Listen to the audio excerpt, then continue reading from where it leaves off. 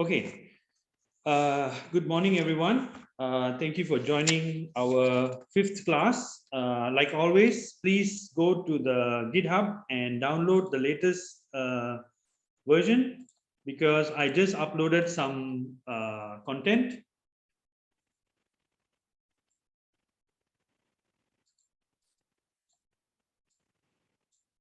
Okay, so today's class is going to be about data, and believe me, this is the most important part of programming, because without data, everything is useless, right? And in Texas, they have this thing called data wrangling, right? Because cowboys actually have to tame a Mustang. Mustang is a young male horse, which is very strong and wild, you know. So one of the most important thing is to tame the horse. So each horse is different, although they are male Mustangs, but they are different. But once they are tame and they are, you know, easy to ride and everything, they become the same. All right. So the idea about data is about wrangling the data. So whenever you get data, let's say it's from the WhatsApp or even from a very nice structured format, it's never exactly the way you want it, or never exactly the way you can use it. All right. So you need to wrangle the data. That means you need to filter it, you need to sort it, you need to do a lot of things, add more columns, split columns, join columns, you know, find the sum, mean, median. All these things needs to be done to the data set so that you get finally a data set that that is workable, that is usable. And so there must be an intimate relationship with you and the data set. All right. If you don't know your data set, you pretty much don't know what you're doing. All right. So understanding your data set is one of the most important things in any project. Okay, 85%, and I'm not lying. Okay, 85% of data science projects fail because they don't understand their data. They don't know how to handle their data set. I think someone actually mentioned in one of the classes prior to this that they tried Pandas and then they gave up. Okay, so now I'm going to bring about some amount of mind flipping in your head. Okay, please bear with me, because just by looking at something very simple, suddenly it becomes very complex, and it allows you to predict and come up with some score of what is going to be the next possible value in the data set. Okay, so I'm going to start with a very small data set, which you can see already here. Okay, um, I'm creating a data set here of these numbers. Okay, so you can see it's in square brackets. So remember, square brackets means it's a list of elements, and inside each element, the first location, which is location 0, I got 1. All right, I purposely put 1. Then in location 1 and 2, I put 2, and then location 3, 4, 5, I put 3. Okay, and then 4, 4, and 5. So I created this very simple data set. Okay, because I want you to be able to visualize the data set, because very soon it's going to be like 1,000,000 rows of data you cannot visualize. Okay, so we start off with something really small. Okay, and then we use this this kind of a black and white looking bear. Okay, it's called Pandas. Actually, it's nothing to do with the bear. It's just the bear is Panda, and this is called Pandas because it's a library. It's a library that allows you to manage the entire data set as one. Remember, we talked about linear algebra. We talked about how it's a matrix and how we manipulate the matrix by applying filters. Now, that is the most important thing you got to remember when you're dealing with Pandas. That means you're dealing with the entire data set at once. You're not dealing with 1 and 2, 2, 2 and 3, 3, 3. No. you're dealing with the entire data set. So you need to think about, when you think about the data, you must think as a data set as one big unit.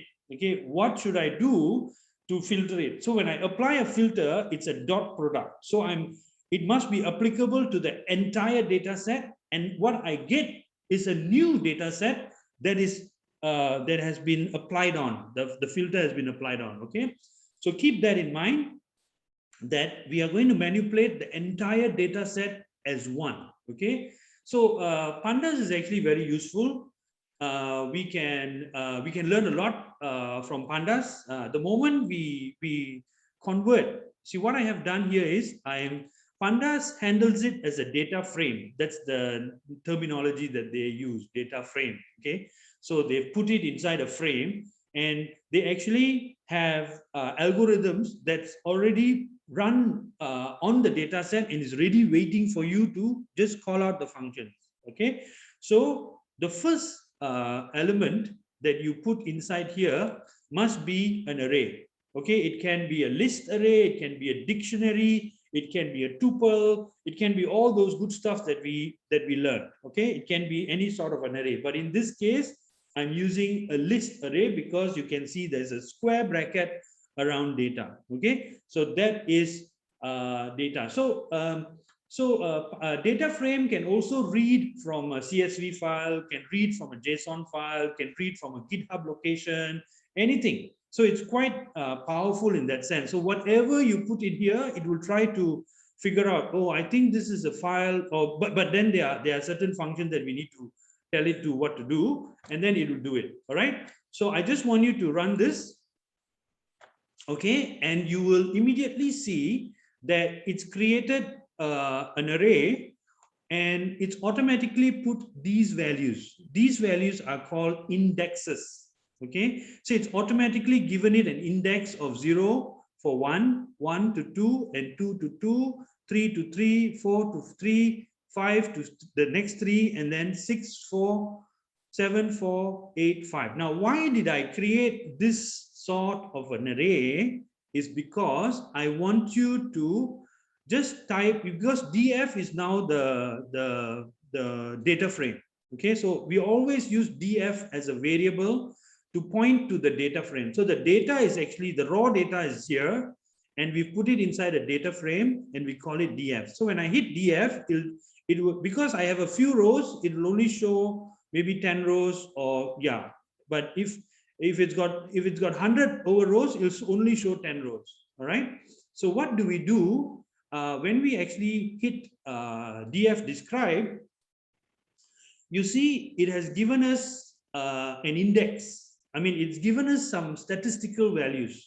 So here the reason why we use Pandas is because we look at data from a statistical point of view. We don't look at data as a single point. So immediately I can see there are 9 elements, or 9 numbers inside the data set. The mean value is 3, the standard deviation is 1.2, the minimum value is 1, all right, and the maximum value is 5. And then the first 25% is 2, the 50% mark it's 3, and the 75% is 4. So it is actually looking at it in sections. Okay, just keep this in mind, but I will draw it out later. You can see it physically. All right, so now let's plot this. So whenever you have a data set, okay, try to plot it. That is why Python is so useful and so friendly. All right, you see, all I did was call the data frame and put in a simple array. Okay, and I'm already able to describe the data. I'm already able to plot the data. All right, I can just do plot histogram. Histogram is one of the most important plots that you need to understand when you talk about data. All right, it is actually looking at how well your data is distributed. That means how many ones, how many twos, how many threes, how many fours, how many fives. Now, when you understand your data, then you will know how your data is behaving. All right, is your data skewed? Is your data abnormal, is your data usable? All these things will come into play, and we will go into that a little bit more. Okay, so now there's going to be a mind flip. Okay, are you ready? Right. There is another plot called the density plot. Okay, the density plot is actually a very, very important plot that you need to understand when it talks about data. Okay, so this is the density plot. So basically it's the same data point. Okay, it's the same 1 2 2 3 3 3 4 4 5. Okay, it's the same thing, but all I did was draw the density plot, and it's given me the highest density of 0.274 for the value 3. Okay, now there is a mind flip. You thought that taking the mean, the median, and the mode was just a simple statistical function, right? But now it is actually going to tell us what is the probability of 3 occurring as a new value inside the data set. The probability now is 27.4%. This is the probability distribution that we can figure out from any data set. Okay, just follow me here. We are now going to predict, because eventually we are going to be data scientists, right? We're going to predict what is going to be the next possible occurrence of any new data. Now, the probability distribution function is the simplest format of taking data set and mapping it to the predictability of the next point. So you can see that every value has got a value. That means there is a probability for 2, there's a probability for 1, there's a probability for 4, there's a probability for 5. Of course, you have to ignore 6 and 7, but there could be a possibility that, because you see the probability of 1 is not at 0, it's at some point here, some 1.1 something percent. So that is why it is important to understand the probability distribution function. Okay, and then I've added some things like the mean value. The mean value is nothing but the average value. All right, the average means if I add 1 plus 2 plus 2 plus 3 plus 3 plus 3 plus 4 plus 4 plus 5 and divide it by 9, I will get 3, which is the mean value. Okay, the median value is from 1 to 5, which is the middle value, 3. That's the middle value. So whatever that is the middle value is called the median value. All right, and then the mode is also 3, because the mode is the number that occurs the most frequently. So you can see 3 in our data set is the middle, is the mean, and also the mode. I hope you understand the simple concept of mean, median, and mode. All right. Now, why is this important? It's actually telling us whether our distribution is any good. You see that the mean, median, and mode is sitting on the same axis. If it's sitting on the same axis, that means our distribution is normal. That means our data set is not giving us abnormal information. Our data set is balanced. Our data set is good. And now we can start our data science. All right. So this is how we handle data.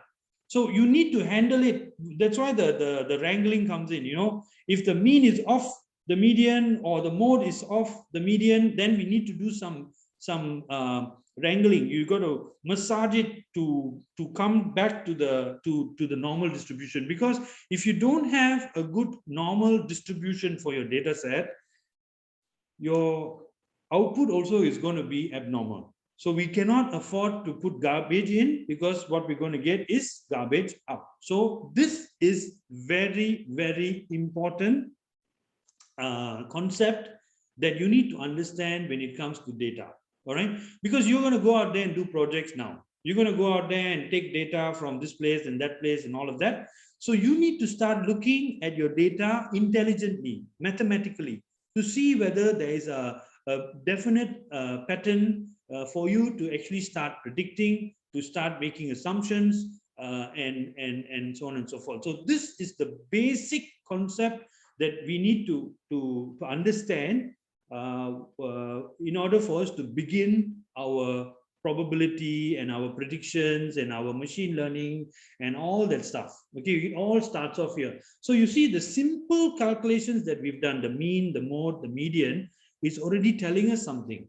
All right, this is the mind flip that I was trying to explain to you. This is how we go from basic statistics to probability. All right, so now we are actually going from statistical mathematics to probability and calculating, how good a data set is, how valid the data is, and all those things that we need to do before we start our project. So this is what I mean by 85% of projects fail because they don't understand their data.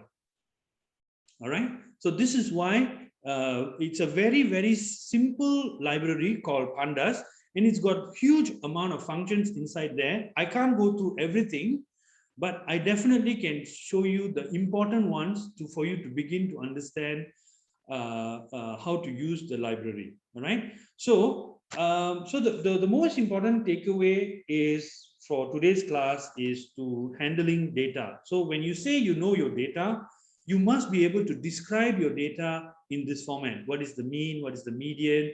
What is the probability distribution? What is the standard deviation? We will come to that in a bit, okay? And we will, yeah. So this is the probability distribution function. So the probability distribution function is actually a bell curve. It doesn't look like a bell, right? But actually it's an upside down bell. Okay, it's called the bell curve or the Gaussian the Gaussian distribution density curve. Okay, now so there you can see that there are percentages here. All right, so let's say the mean value in your school, passing mark, the mean value means everybody got 60 marks. Okay, so the 60 marks will be it's the mean value because it's the most occurring or the most frequently occurring, so it has the highest probability of actually getting that value. All right, 60 marks. Okay, here they put it as 0 because they're looking at it as standard deviations. Remember the standard deviation we calculated here, the standard deviation. So we are actually saying that the standard deviation from here to here is actually negative 1.2. Here it's positive 1.2. So we just look at it as standard deviation because we want to look at the graph from a general perspective. So we use the standard deviation to remove all the units. We don't care about the units. Okay, it can be billion, it can be fraction, it can be percentage. We don't care. We remove all of that. We just look at it from a standard deviation point of view, and then you'll start to make sense that, oh, okay, 60% of the class got nearly 40% of the class nearly got 60 marks. So this is actually 60. So I go to the next standard deviation this way and this way. I can already count about 75% of the class is within this bracket between, let's say, 55 to 70. All right. So you can say that the probability of anyone getting score between 55 and 70 will be about 70%. All right. So this is how we come up with probability when we have a data set. So when you have a data set, right, you actually can get more information than what is apparent. That's why it's important to understand your data. You need to understand what is it telling me, what is the information that is stored inside this data. And we're not looking at 1 and 2 and 3. We are looking at the distribution, we're looking at the probability, we're looking at how to predict what is the possibility of range of values, where is generally the score, who's scoring in what area. So we are looking at it from that perspective. And today that has got more value than actually the data. All right, so the inference that we are going to get from this data. So we are jumping from very discrete to values to inferential understanding. That means we are inferring, I don't just look at the color, I look at the emotion that the color gives me. Like how we go to McDonald's and then we see orange color, then suddenly we get hungry. Oh, I want to have a burger, I want to have an ice cream. Those are the inferences we make from the physical. So the same thing is happening in understanding data. All right. So that's why it's important to understand what you can infer from the data, and we don't pay enough attention in this aspect of data wrangling. All right. We think that, oh, it's just a column, oh, it's just an array. It's not. It's telling you a lot more. Sometimes it's crying, sometimes it's happy, sometimes it's spoiled, sometimes it's egoistic. We need to manage all of this. Sometimes it's abnormal, sometimes it's stubborn, sometimes it's invalid. All of these things will happen, not applicable. Sometimes there's zeros, sometimes there's the format will change from string to integer. All these problems will happen in your data set. So there was a very famous quote, clean data is all the same, but when the data is dirty, it's unique. That means only that particular data set has got that problem. So every data set is, if it's dirty, it's unique, and you need to dive into it and solve it. All right. And now we're going to look at solving. Let me see if there's any more. Yeah, we're going to look at some real data. Okay. I'm sure you all have seen this scene, right? Of it's actually the Titanic, the ship. Okay. And this is one of the most popular data set that every data science project, they are still trying to bring up the Titanic. Poor Titanic went down so many years ago. They are still trying to find out who died, why they died, how they died, all those things. But it's just for learning process. Okay, it's not to mock anyone or make fun. It's very sad that this happened.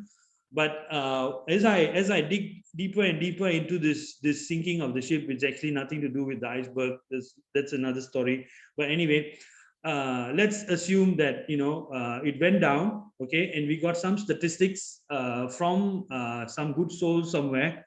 So you would need to do a couple of things. Now, one of the reasons why I chose for you to use Google Drive, Google Colab, is because it's very easy for you to load data in. So you can just click on this icon here, and it will mount your Google Drive into your Colab. Okay. So once you've mounted your Google Drive into Colab, you can actually access it as a drive. So you can see my drive and you can see all my folders, and then I can go to Colab. All right. And then I can go to CAIP, which is, oh, I haven't uploaded the Titanic data up for you. So what I will do is I will upload the data to this GitHub location. Now I need to think about how I'm going to do this. This is here, and I'm going to, let me just go back to my,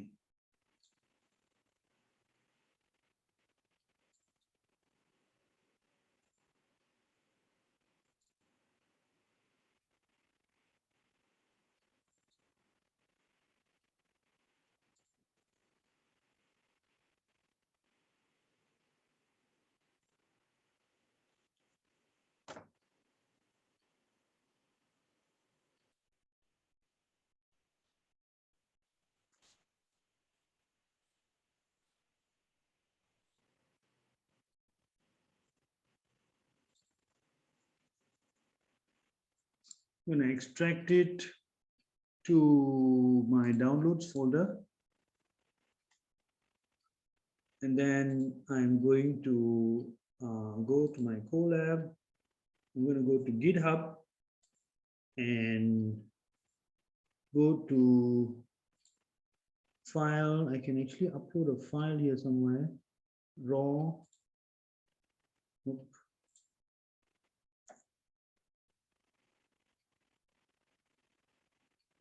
It.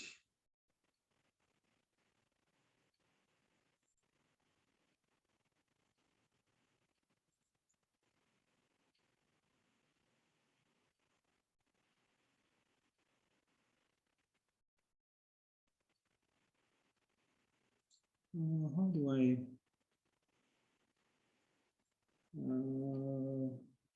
I always forget what's this.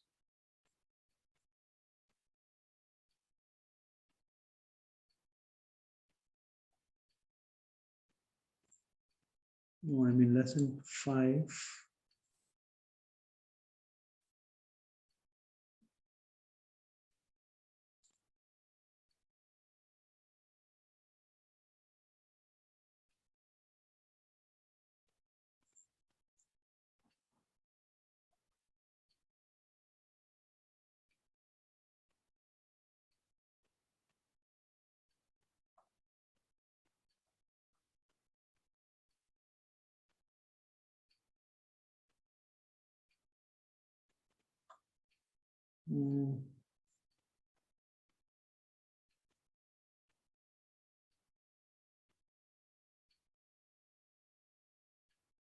It used to be a link here that I could use to upload the file.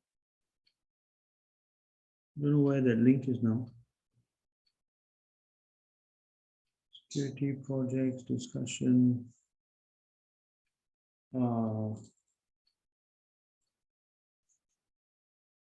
Okay, never mind.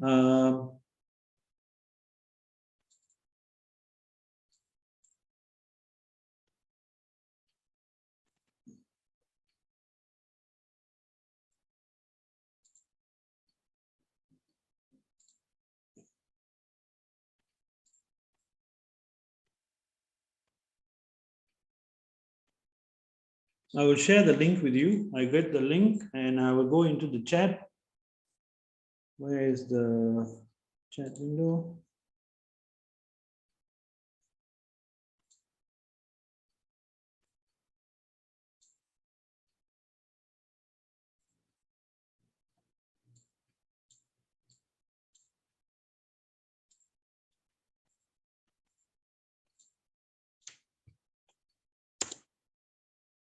Let me know if you can click on this link and download the data.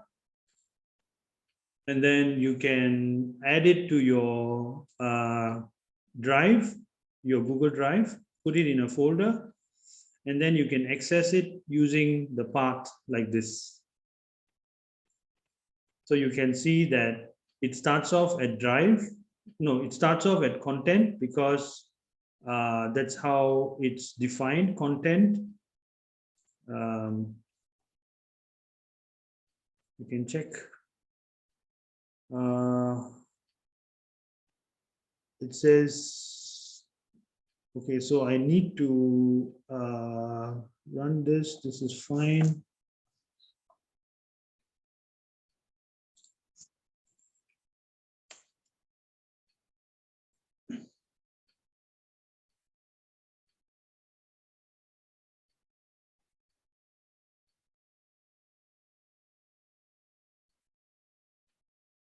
No such file. Okay, one other way is you can go to the folder, go to the actual directory, and then right click here and say copy path. Okay, and then you can paste it on top of this. Okay, and try to remove the Titanic data because we just want the folder. Okay, so it managed to get the train data set. Now it's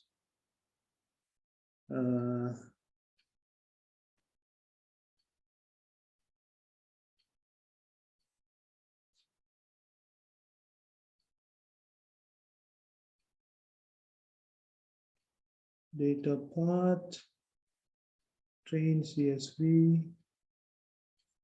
So there are two files, train and test. What is it saying now? Data files in project, train, tests,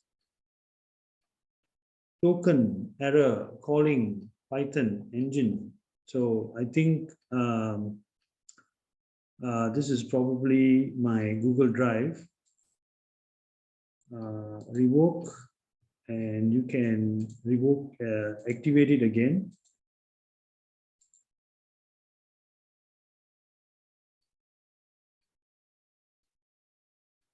All right, once you activate it, it will show slash unmount. Then you will see the drive appear here, and then you're good to try it again.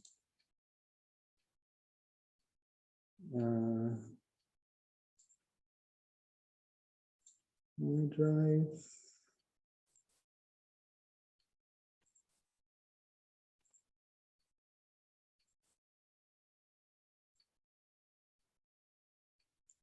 Root.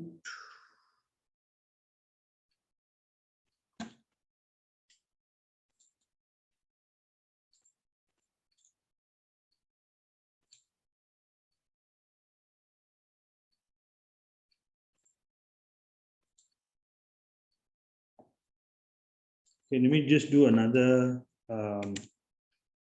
way of doing this. Google Drive colab by file ID. I should have done this earlier.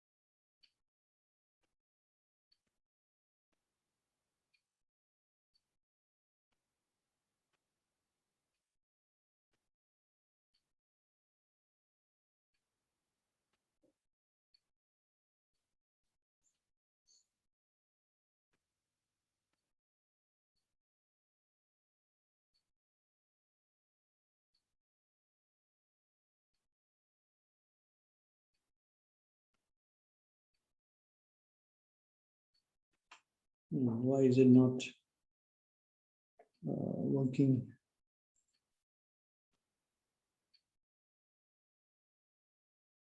OS is not defined. Oh, okay. I need to run this.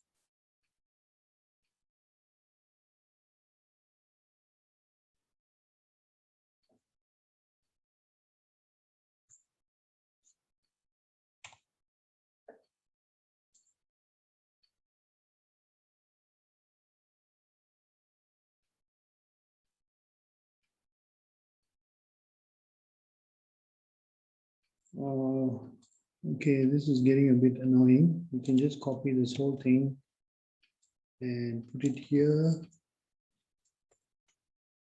Make sure it's in single quotes. That means I'm just going directly to the path, putting the full path, and then finally putting the file name, and then closing the single quote. Let's see if that works.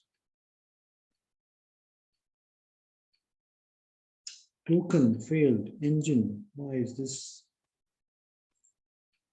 Oh, it's in zip. Right. It's a zip file. Okay.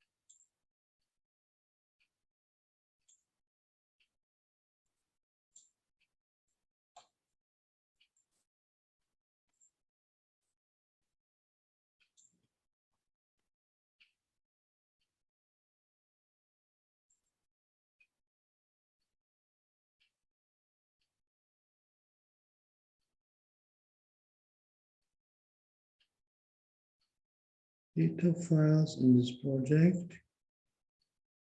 Read CSV.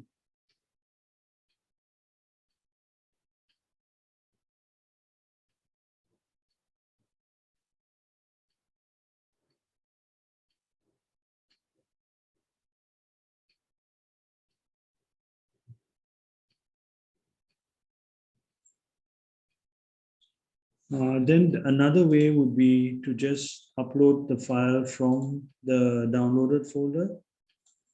Go into your train data and open it.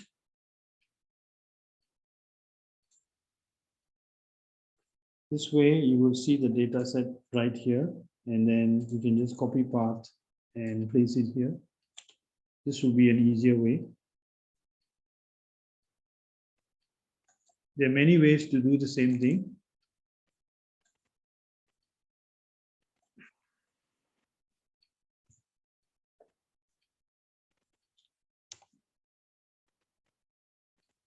We don't.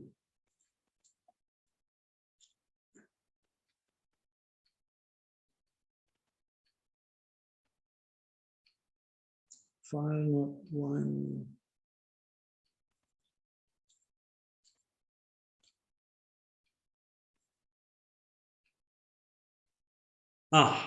Finally.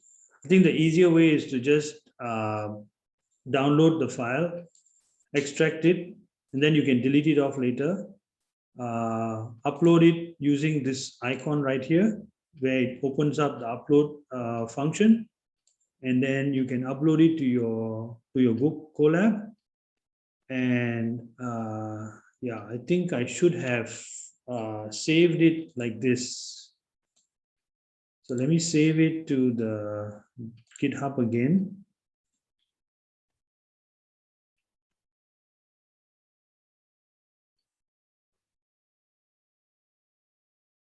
All right, then the file should be added in here.